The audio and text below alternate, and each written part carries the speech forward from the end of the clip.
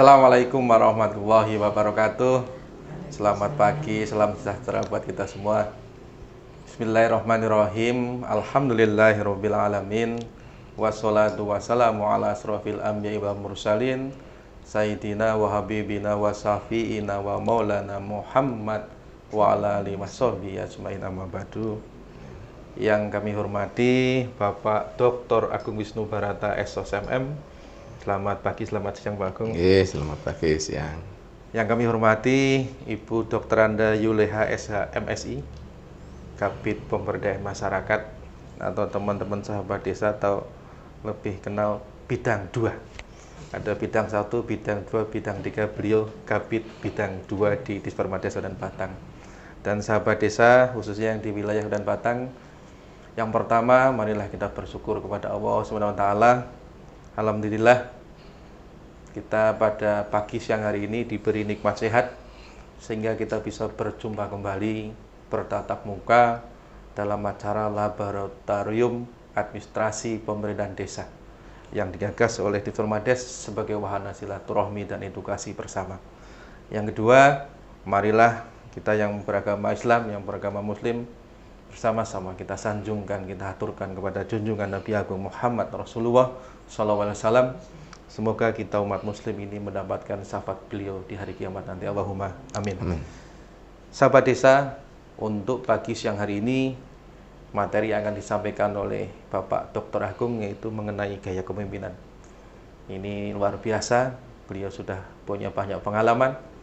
Oleh karena itu marilah kita bersama-sama kita dengarkan, kita saksikan yang disampaikan oleh beliau, mudah-mudahan nanti bermanfaat untuk kita semua sebagai sahabat desa, sebagai pelayan masyarakat. Oleh karena itu, monggo kepada Pak Agung, waktu dan tempat kami aturkan.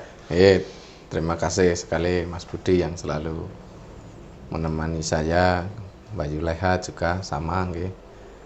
Materi yang kemarin saya sudah menyampaikan tentang ilmu kepemimpinan. Saya kemarin nyatakan bahwa ilmu kepemimpinan itu ilmu mempengaruhi orang lain untuk mencapai suatu tujuan. Itu ruhnya ilmu kepemimpinan. Jadi bagaimana kita mempengaruhi orang lain supaya tujuan kita berhasil. Kalau pada konteks pemerintahan desa berarti bagaimana supaya pemerintahan desanya berhasil dengan tadi kepemimpinannya Pak Kades. Kemarin sudah saya sampaikan kalau kepemimpinannya kita ingin baik ya harus punya kecerdasan intelektual, emosional, spiritual dan lainnya, dan teori-teori yang lainnya. Hari ini saya akan menyampaikan yang namanya gaya kepemimpinan. Kayak orang renang itu kan, kalau yang hobi renang untuk mencapai bisa berenang ada yang namanya gaya bebas. Gaya bebas ada Mas Budi. Senang renang orang Mas? Senang tapi nggak bisa Pak. Gaya batu berarti. Kalau gaya batu berarti begitu masuk kolam renang masuk tenggelam. Walau Mbak Yuleha seorang, ya gayanya gaya batu. Kalau gaya batu itu kalau masuk kolam renang ya gaya batu berarti tenggelam. Tapi ada istilahnya lagi Pak, itu gaya dada. Gaya dada. Harus dada nggak bisa. Kalau gaya dada sebenarnya enggak. Kalau nama di kolam renang renang nggak ada yang namanya gaya dada betul, tapi bukan dada. Seperti ini. Kalau gaya dada ya gini. Saya kebetulan senang renang gitu. Gaya dada gini. Ya. Jadi gaya dada kalau renangnya kuat, jangkanya kuat tidak capek itu biasanya gaya dada. Sebenarnya 1 jam kuat Mas Budi masih untuk melatih nafas itu. Kalau sudah rileks, enak, gaya dada itu cepat. Ada juga gaya bebas Mas. Kalau gaya bebas itu cenderung kepada sing cepat, tapi cepat capek. Sampai ini cepat capek. Cepat nyampe ke tujuan, tapi cepat capek. Tenaganya kuat. Ada juga gaya lumba-lumba seperti lumba-lumba. Sama seperti kepemimpinan.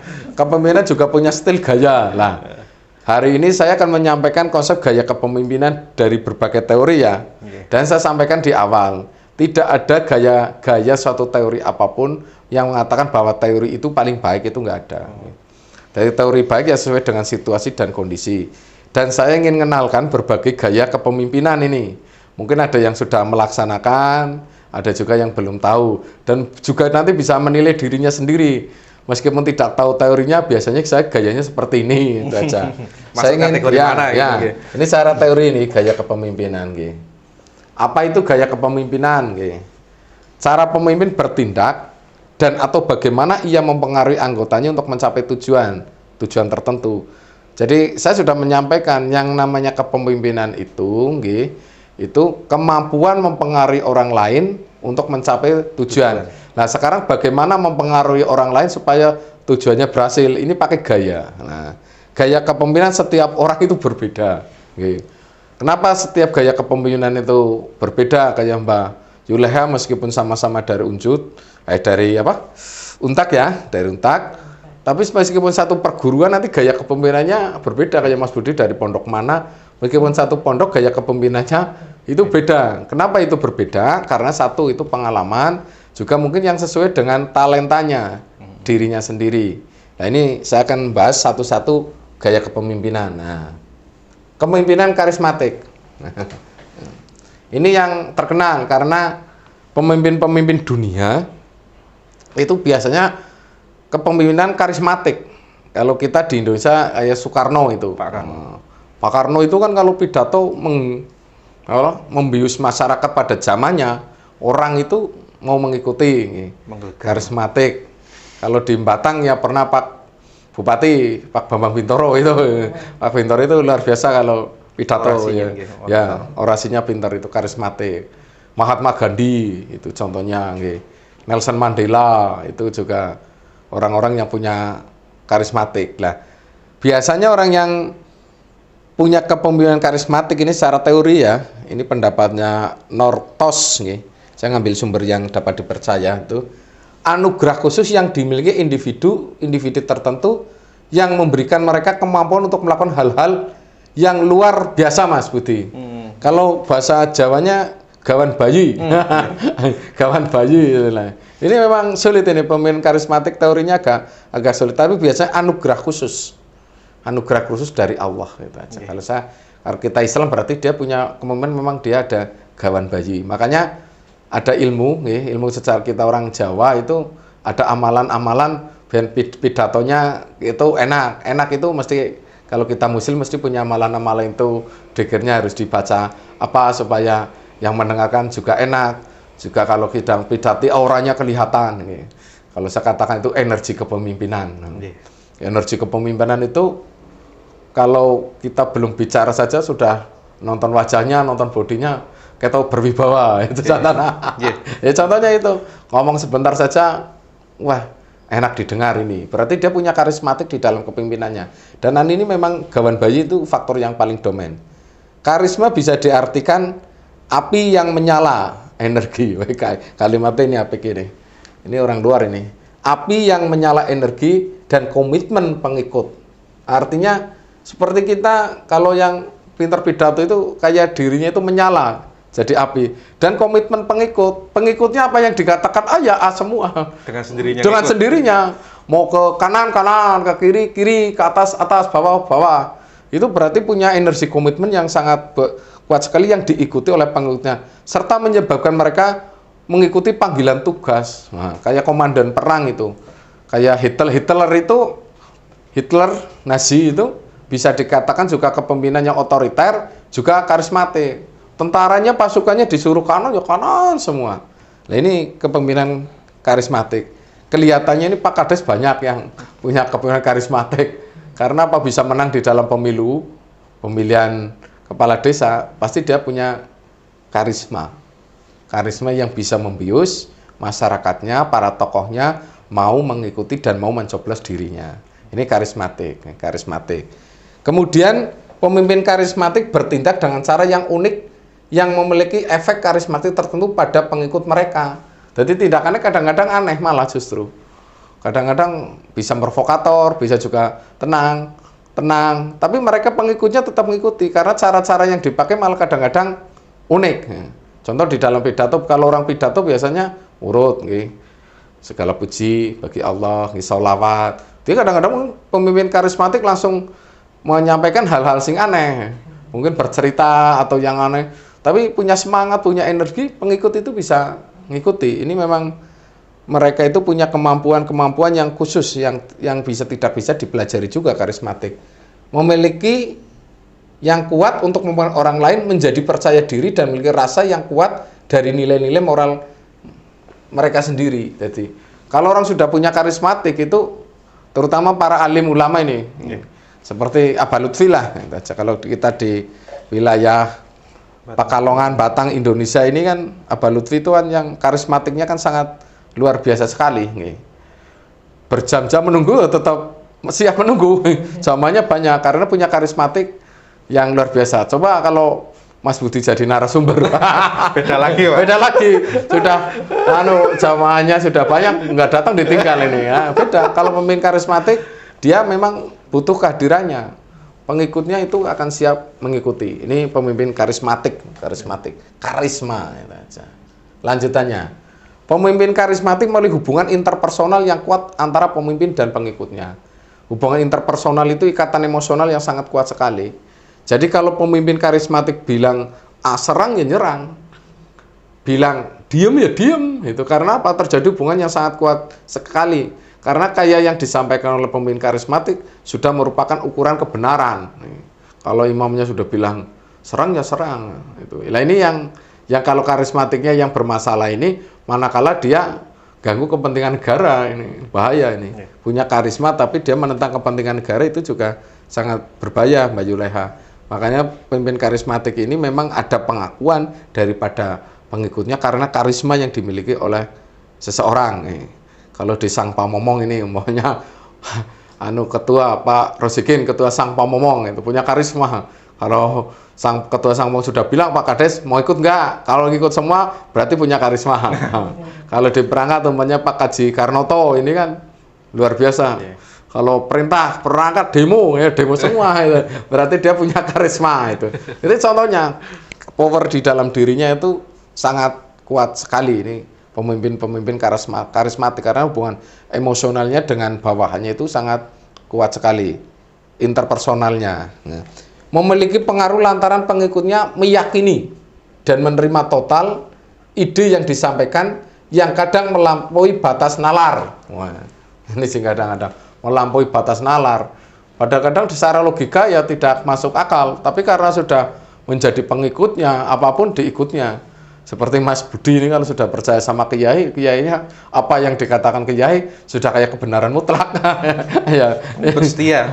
Setia. Ya, setia. Ya itu karena pengaruh lantaran kekarismatikan seorang ulama itu.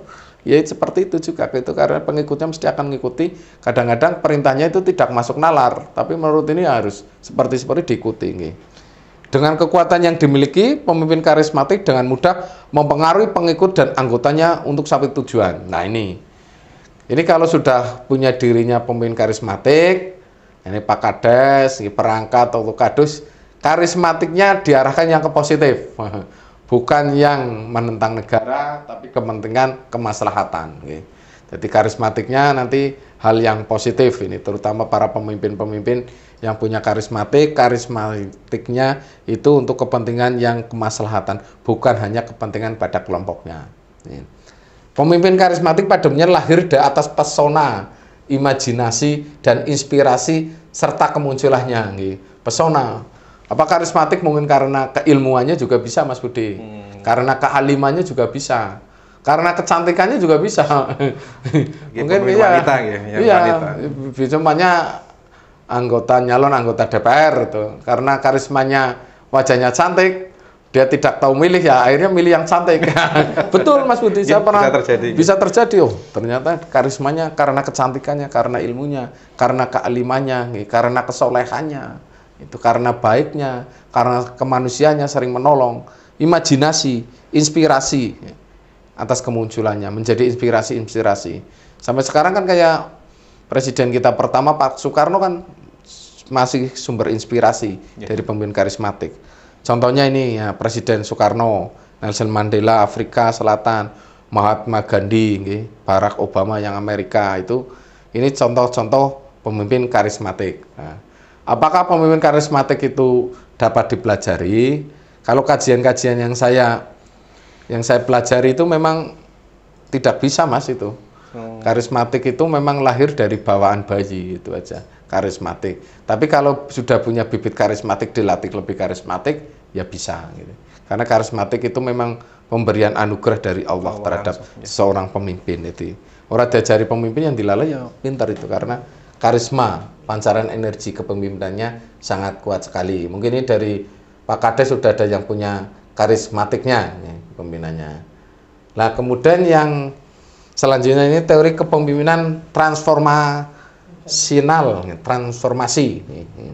Kita sering mengatakan bahwa transformasi itu peralihan. Kita sering mengatakan bahwa untuk maju kita harus berubah. Saya sering menyampaikan ini kalau teori dynamic government. Lalu pertanyaannya, apakah kita telah melakukannya? Perubahan bukanlah suatu ungkapan, melainkan bentuk suatu tindakan yang nyata dan dapat dirasakan. Nah, ini. Pemimpin transformasional adalah pemimpin yang merancang dan menginspirasi pengikutnya untuk hasil yang luar biasa. Pemimpin transformasional menciptakan perubahan besar baik dalam diri pengikutnya maupun organisasi. Kalau saya sampaikan teori transformasional ini, pemimpin yang mau berubah, Mas Budi, seperti visioner. Pemimpin yang ke arah keperubahan. Kalau kayak Pak Bupati Batang, Pak Wiyaji kan selalu kita inovasi. OPD untuk melakukan inovasi. Ini untuk ke arah kebaikan. Kalau secara teori dynamic government, perubahan pemerintahan yang baik itu salah satunya harus melakukan evaluasi, salah satunya juga melakukan inovasi dan belajar the best practice pada daerah lain. Ini inovasi ini kalau pemimpin-pemimpin di desa, umpamanya kalau di Batang ini di Pak Setiadi, ini contohnya di Kalisalak gitu, dia selalu menginisiasi buat suatu terobosan-terobosan.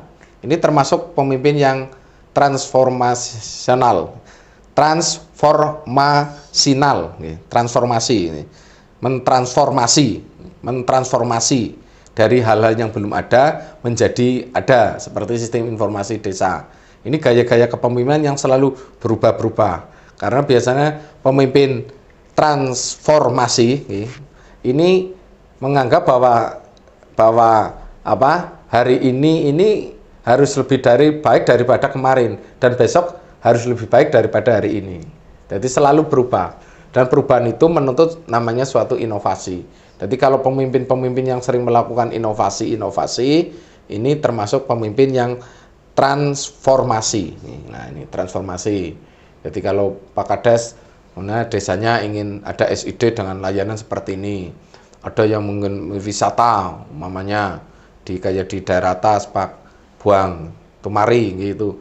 Daerah wisatanya bagaimana di daerah atas, di daerah-daerah Dieng, di daerah-daerah laut, di Ujung Negoro umpamanya ada inovasi-inovasi. Ini termasuk dalam kelompok pemimpin transformasi yang selalu ingin adanya suatu perubahan.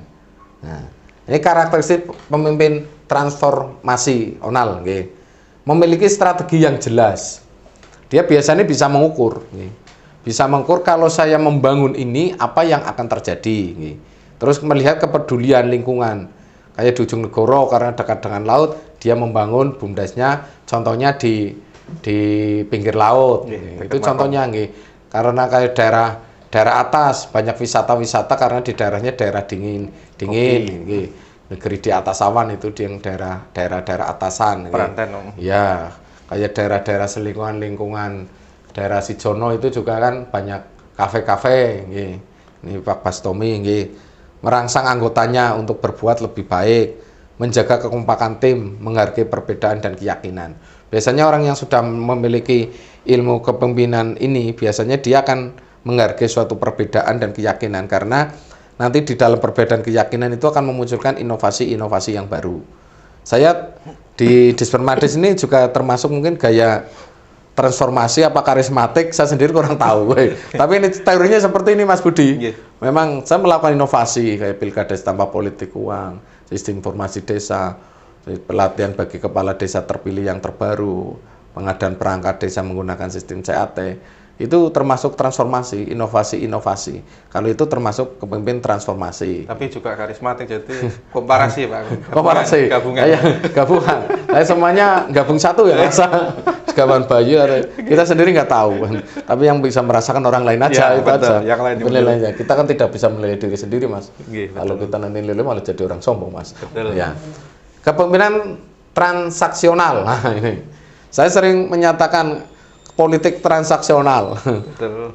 Politik transaksional itu politik dengan deal-dealan membayar. Tapi kalau kepemimpinan transaksional di sini adalah dalam arti positif, nggih. Gaya transaksional itu memiliki pendekatan yang unik, di mana anggota diikutsertakan dalam urusan tujuan melalui sebuah transaksi yang jelas dan terukur. Nah, transaksi ini biasanya transaksional itu lebih cenderung kepada kepentingan-kepentingan, kamu memberikan apa, saya nanti akan memberikan ini. Transaksional sama di dalam pencapaian tujuan. Contohnya kalau di lingkungan desa nanti kalau kita suksesnya, BUMDesnya kita maju, kita transaksionalnya berarti nanti pendapatan lain-lain dari perangkat desa kita buat lagi, operasionalnya buat lagi. Jadi ada transaksi rembugan. Nah, itu kepemimpinan yang seneng rembugan. Tapi menurut saya kepemimpinan transaksional ini bagus. Artinya apa? Pimpinan dan bawahan itu sering rembugan, tapi hal yang positif, bukan mafia kejahatan. Transaksional dalam pengertian yang positif. Pemimpin transaksional memperjelas peran dan masyarakat tugas bawahan, mempelopori struktur, memberikan imbalan yang sesuai, serta mencoba memahami dan memenuhi kebutuhan sosial bawahannya. Karena transaksional, nggih. Kalau kamu kerjanya baik, nanti kamu kasih penghargaan itu. Reward punishment. Tapi harus beling terus, tidak pernah tertib, ya kamu kasih hukuman. Itu transaksional, Mas Budi. Transaksional gitu. Jadi terjadi suatu transaksi, kalau kamu baik ya kamu saya promosikan. Kalau kamu ya orang ya tidak saya promosikan. Itu contohnya. Gitu. Meningkatkan produktivitas. Itu juga akan setelah transaksi nanti meningkatkan produktivitas. Maunya kerjanya kamu bagus, pembuatan SPJ-nya bagus, laporannya bagus, kamu disiplin. Ya nanti menjadi satu produktivitasnya akan lebih bagus lagi. Berarti kalau tidak bisa saya beri jabatan naik, nanti apa istilahnya reward penghargaannya harus ada. Itu pemimpin transaksional. Unggul dalam fungsi manajemen. Gitu. Transaksi itu hubungan timbal balik, Mas. Timbal balik nanti apakah yang diberikan termasuk fungsi manajemennya, gitu. Mulai dari perencanaan sampai dengan evaluasi selalu dibicarakan bareng apa yang akan menjadi dalam perencanaan. Kalau umpamanya di tingkat desa dalam penyusunan APBDes, bagaimana sih aspirasinya Pak Kades, kaur-kaur kasih kardus terhadap APBDes yang kita susul, itu transaksional juga. Ya, nanti masyarakat juga akan menginginkan seperti apa, tokoh agama seperti apa, itu kan transaksional juga. Nah, ini kalau kamu kepentingannya tokoh-tokohnya dipenuhi, ya nanti kalau saya nyalon lagi ya saya minta didukung. Itu transaksional juga. Pengertiannya sangat luas sekali. Bekerja keras, bersikap toleran, bersikap adil. Karena saling memberi di antara mereka. Nah, kan enak, Mas Budi. Ini transaksional. Tapi dalam arti yang positif ya. Transaksional dalam arti yang positif, bukan transaksional yang dalam arti yang negatif. Menekankan aspek non-pribadi daripada kinerja. Biasanya orang transaksional itu tidak memperhatikan baper, Mas, bawa perasaan.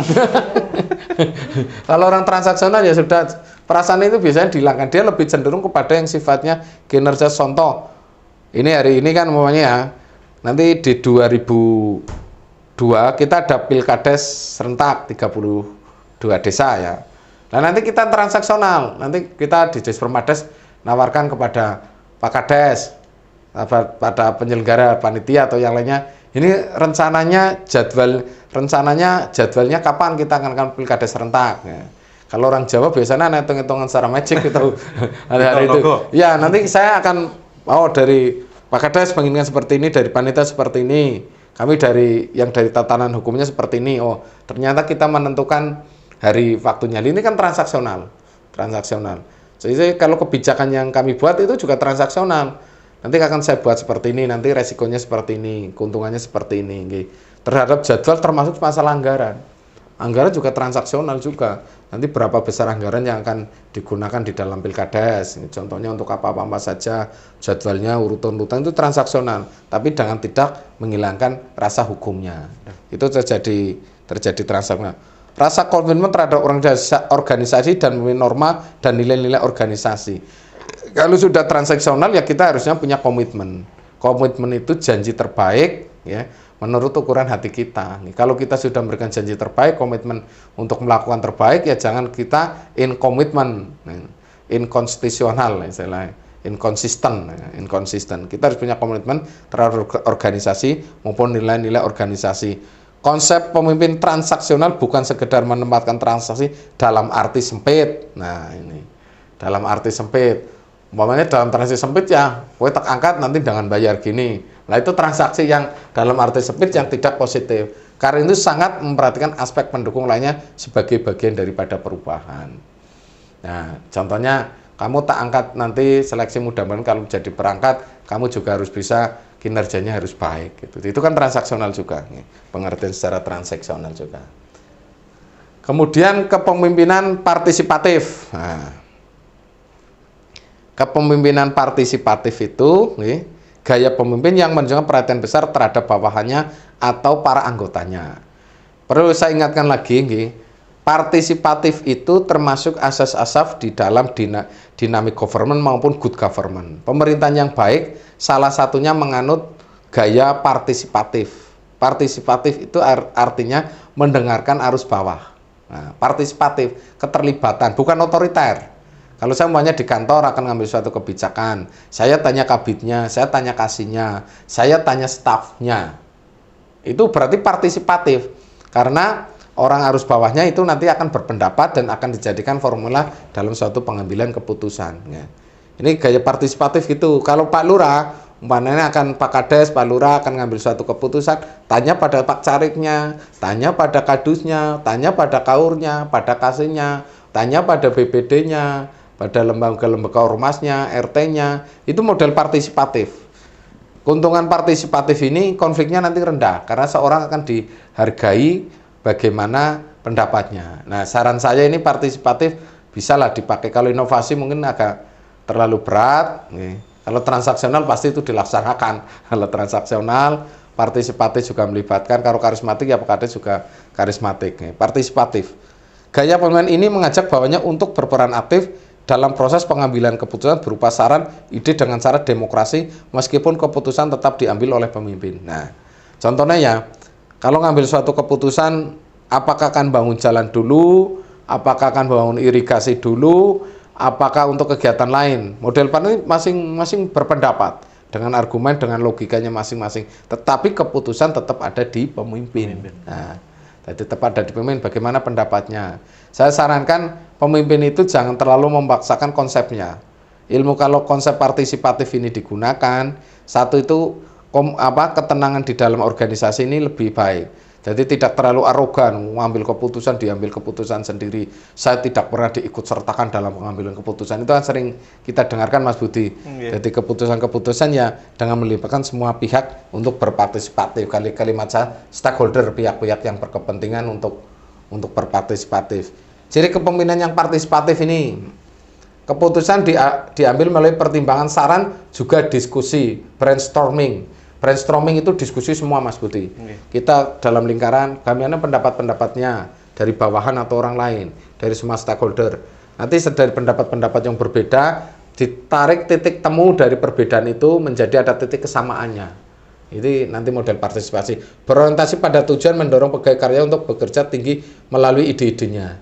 Dan ini bagus, karena akan menghormati ide-ide yang muncul. Kalau saya katakan ya, kalau dia ahli komputer, dia berbicara masalah komputernya, sesuai dengan bidang ahlinya. Nanti kalau itu bisa menyatukan dari semua sektor kepentingan dari keilmuan, itu akan menjadi sangat luar biasa sekali kalau menggunakan model partisipatif. Tidak hanya kepentingan pimpinan harus memaksakan kehendak. Luwes dan tiga kakus dapat bersinergi dengan bagian-bagian lain. Karena masing-masing punya kemampuan dengan partisipasi pendapat idenya akan menjadi suatu kekuatan yang luar biasa. Memiliki kedekatan sangat kuat dengan bawahan. Bawahan akan diikutan terus dalam setiap pengambilan keputusan baiknya. Saya kepala Dispermades kan mesti kalau ada keputusan mesti manggil Sang Pamomong, manggil Pak Camat, manggil PPDI. Itu salah satu bentuk partisipatif. Di dalam partisipatif juga ada transaksional. Di transaksional juga ada karismatiknya, itu juga macam-macam itu sebenarnya dalam satu kepentingan. Tapi ini secara teori dipisah-pisahkan. Keputusan diambil dengan cara konsensus atau brainstorming, kesepakatan bersama. Kalau ilmu Pancasila ya dengan musyawarah mufakat, dengan partisipatif yang mereka nanti. Tugas pemimpin ini agak ringan. Kualitas keputusan sangat dipengaruhi oleh tingkat kompetensi anggotanya. Lah kelemahannya seperti ini ya Pak. Kalau bawahannya nyun sewu, kecerdasannya, kemampuannya kurang, kalau menggunakan partisipatif ini kualitasnya juga kurang. Nah, makanya sangat menentukan sekali kalau anggotanya orang-orang pintar dari berbagai warna pelangi, keputusannya hebat Mas Budi. Tapi kalau partisipatifnya bagi orang-orang yang kurang berpikir, keputusannya juga akan menjadi jelek. Ini salah satu kelemahan di dalam partisipatif. Pimpinan biasanya akan lebih tahu seperti itu. Nah, jadi meskipun partisipatif ada sisi kelemahannya tadi. Kelemahan yang kedua biasanya pengambilan keputusannya kurang tegas. Karena akan menunggu banyak orang berpendapat. Dan kalau menyatukan berbagai pendapat itu juga kesulitan dalam mengambil suatu kesimpulan, itu juga sulit. Itu salah satu kelemahannya. Itu juga perlu waktu lama, terus itu kesulitan di dalam pengambilan keputusan karena banyaknya pendapat dari partisipatif. Tapi kalau sudah terbiasa, itu akan menjadi tren yang bagus. Nah, ini dari partisipatif ini lawannya kepemimpinan otokratis, otoriter. Otoriter itu bahwa menganggap potensi yang dimiliki bawahnya dianggap rendah sehingga mereka dipandang tidak mampu berbuat apa-apa. Jadi nganggap bawahannya itu bodoh semua. Wah, aku minta pertimbangan bawahan ya percuma. Karena bawahan saya juga tidak tahu tangan besi. Jebret. Ini konfliknya tinggi otoriter. Kalau menurut saya otoriter di zaman sekarang itu tidak tepat, Mas Budi. Tidak tepat. Karena apa? Sekarang itu manusia itu makin banyak. Makin hari makin banyak pinternya, makin banyak cerdasnya, makin banyak pengalaman. Kalau kita ngambil kepemimpinan otoriter seperti ini, konfliknya tinggi. Saya kepala desa kok punya kewenangan kok, mutuskan juga bisa. Itu musuhnya banyak nanti. Nah, otoriter meskipun nanti keputusannya di kepala desa, tapi kalau menggunakan otoriter ya juga konfliknya tinggi. Tapi kelebihan otoriter nanti cepat di dalam pengambilan keputusannya. Itu biasanya selalu merasa bahwa mereka lebih mengetahui apa yang mereka inginkan dan cenderung mengekspresikan dengan melakukan tindakan dengan perintah langsung kepada bawahnya. Kamu harus seperti ini, kamu harus seperti ini, kamu harus seperti ini. Nah, ini lebih banyak kepada hukum bos, perintah. Lebih banyak kepada komando, otoriter, lebih banyak komando. Kamu harus seperti ini, kamu seperti ini. Bawahan dianggap sebagai alat-alat dari suatu organisasi. Kamu perintah ya harus kamu laksanakan, tidak boleh nawar. Nah, itu contohnya. Mereka menganggap bertanggung jawab penuh untuk tindakan keputusannya. Kalau ada masalah ya saya yang bertanggung jawab. Nah, ini biasanya seperti, kalau ada masalah saya yang bertanggung jawab. Padahal ya kalau nanti ada masalah biasanya lari.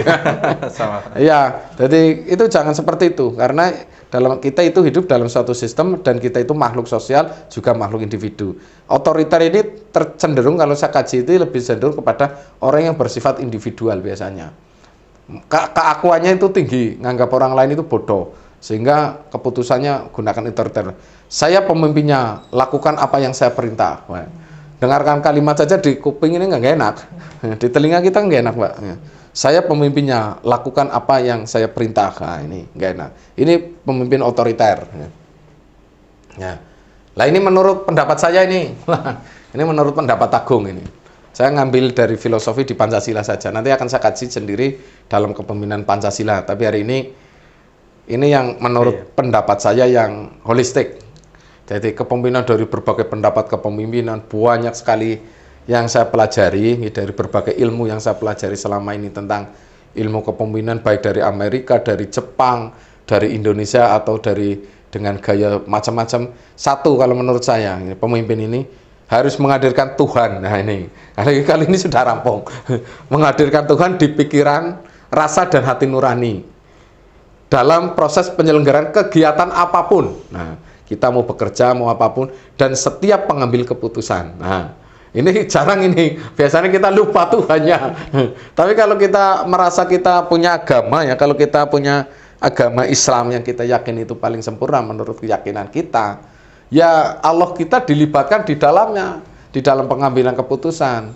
Harus ada basic dasar yang kuat, hati pikiran kita bahwa keputusan penyelenggaraan apa yang akan diambil oleh pemimpin itu selalu menyandarkan pada Allah. Jadi kita takut dengan dosa-dosa yang kita ambil dalam keputusan yang salah. Makanya saya selalu mengajarkan, apapun yang kita lakukan harus selalu ingat pada Allah, bahwa Allah harus hadir di dalam pikiran perasaan kita. Jadi nanti kita sudah lepas perasaannya. Itu gaya stil saya seperti itu biasanya. Saya akan menghadirkan di saat saya harus menandatangani, sering saya sampaikan, mungkin subhanallah, astagfirullahaladzim. Itu karena apa? Saya selalu mengingati di dalam proses pengambilan keputusan. Kemudian gaya yang kedua, menjunjung tinggi harkat dan martabat manusia seutuhnya. Ngomong ake wong. Nah ini contoh. Rasa orang kan sama sih sebenarnya kalau saya katakan. Ya ingin dihargai, ingin dihormati, tidak ingin dicela, ya, tidak ingin dijatuhkan. Kalau kita seorang pemimpin yang menghargai secara total manusia bahwa dia juga unsurnya dengan sama, memperlakukan orang lain sama seperti tubuh jiwa kita, orang lain mesti nyaman, Pak. Kita bukan berlaku serigala dalam rimba dengan kekuasaannya menekan yang lemah. Justru kita mengisi ruang-ruang kosong yang menurut kita perlu kita bina, perlu kita berdayakan. Jadi melihat manusia secara totalitas. Jadi kita nanti punya rasa empati yang kuat. Kalau orang lain dianggap diri kita juga akan menghormati orang lain. Orang lain itu bukan musuh kita. Orang lain adalah sama, kita ciptaan dari Allah, itu aja. Berarti kita itu kan kepengen apa? Menyandarkan pada Allah, menyandarkan pada manusia secara total. Kalau kita punya apa yang kita punya yang bisa kita sedekahkan seperti hari ini, kita kan tidak punya uang sih Mas Budi. Punyanya sebagian mungkin dari ilmu, dari pengalaman yang kita tularkan. Karena kita ingin ke arah semuanya pada ke arah kebaikan. Kebaikan yang kita lakukan kemaslahatan. Kalau kita hari ini selaku penyelenggara pemerintahan, baik di kabupaten atau di desa, yang menjadi pamong-pamong yang baik, yang selalu dibutuhkan kehadiran rakyat, bukan yang menyusahkan rakyat, itu aja. Nanti kan enak, kita ini kepemimpinan ngomong-akan wong, itu aja. Terus kemudian menjunjung tinggi rasa kebersamaan kekeluargaan. Rasa kebersamaan itu biasanya akan timbul manakala kita itu melihat orang lain itu bukan dari kesempurnaannya, Pak. Tapi dari kelemahan kita. Kalau kita melihat seseorang menuntut kesempurnaannya seseorang, biasanya kita malah justru lemah itu. Lihat orang lain, sing dilihat itu salah terus. Ya kira kita jadi sakit hati dan kita benci pada orang itu. Tapi coba kita lihat kebaikan orang lain yang kita berikan kepada kita, dia berbuat baik positif-positifnya. Rasa kekeluarganya itu tinggi. Jadi sering pemaaf lah itu Mas Budi lah. Kalau dia salah ya sudah saya maafkan itu. Yang penting tidak ulang lagi. Tapi kalau sudah dimaafkan ya jangan ulang-ulang terus, itu berarti kelakuan orang benar itu. Iya watak, pemain watak itu aja. Jadi nilai kebersamaan kekeluargaan itu memang menurut saya sangat penting sekali. Mengutamakan rembugan lah. Kita urip di Indonesia, kita urip di tanah Jawa melalui musyawarah. Segala sesuatu itu tidak harus diselesaikan dengan kekerasan saling membunuh di antara kita, saling menjatuhkan di antara kita, tapi dirembuk bareng dengan kesadaran ngerem diri kita. Kita hidup kan tidak bisa totalitas, apa keinginan kita harus terpenuhi, orang lain harus mengikuti kita, ya tidak ada. Ya kita harus ngerem orang lain, orang mau kepentingan orang lain. Ini yang mengutamakan melalui musyawarah, patuh pada norma dan aturan hukum. Kalau kita penyelenggara pemerintahan ya hukumnya apa, aturannya apa, normanya apa. Norma itu ada kesusilaan, kesopanan, agama, hukum itu harus kita patuhi karena kita hari ini Indonesia adalah negara hukum yang patuh pada hukum, tatanannya harus kita junjung tinggi, itu aja. Kemudian menggapai kebahagiaan bersama. Ini yang selalu saya ajarkan seperti itu. Kaya jangan kaya kita sendiri, orang lain ya harus bisa kaya juga. Kita jangan berdoa pelit bahwa yang masuk surga itu kita sendiri, orang lain juga kita doakan masuk surga bareng. Jadi itu kan enak bahagia bersama. Itu menurut saya gaya stil yang selama ini saya pakai seperti itu sih. Insya Allah mudah-mudahan saya komitmen konsisten. Insya Allah semuanya nanti kan enak semua. Ini pendapat gaya saya. Saya kira Pak Kades, Pak Perangkat semuanya ini sudah pemimpin semua. Gaya stilnya berbeda-beda, tapi tujuannya sebenarnya hanya satu. Gaya kan bisa berbeda, tapi nanti antara di finishnya, di endingnya juga sama. Lah ini untuk mana yang terbaik dari teori itu tidak ada yang paling efektif dan paling baik, karena semua saling berakulturasi menyatu dalam bentuk satu gaya kepemimpinan. Ini yang saya sampaikan sebenarnya masih banyak gaya, banyak sekali Mas. Gaya kepemimpinan nanti di model Jepang, Amerika, tapi itu karena budaya kita Indonesia ya kita ikuti yang gaya-gaya Indonesia aja. Gaya kepemimpinan di pewayangan itu juga ada, gaya kepemimpinan Nabi Muhammad itu juga ada, tapi karena keterbatasan waktu ya minimal kita merenung, aku melu karakter mana yang perlu saya perbaiki, itu aja. Karena ini pemimpin sangat menentukan masa depan suatu organisasi, menentukan arah ke perubahan yang lebih baik lagi. Saya kira itu Mas Budi. Terima kasih Pak Agung. Demikian tadi sahabat desa uraian yang begitu komplit bagaimana gaya kepemimpinan yang disampaikan oleh beliau. Hanya 5, sebetulnya banyak sekali gaya kepemimpinan, tapi ini 5 yang disampaikan oleh beliau. Kalau boleh saya simpulkan, yang pertama dari beberapa gaya ini untuk sahabat desa terserah mau milih yang mana yang sesuai dengan talenta panjenengan. Yang kedua terkait dengan gaya kepemimpinan ini adalah berhasil atau tidaknya yang bisa melihat adalah warga atau orang-orang terdekat dengan kita. Yang ketiga, apapun itu ceritanya seorang pemimpin pasti akan dimintai pertanggungjawaban apa yang dilakukan. Oleh karena itu, berbuat lebih baik lagi seperti tadi disampaikan Pak Agung, menjadi lebih baik untuk besok daripada untuk hari ini. Sekian, terima kasih. Semoga apa yang disampaikan oleh Pak Dr. Agung bisa bermanfaat untuk kita semua. Ambil yang baiknya. Billahi taufiq wal hidayah. Wassalamualaikum warahmatullahi wabarakatuh. Waalaikumsalam warahmatullahi wabarakatuh.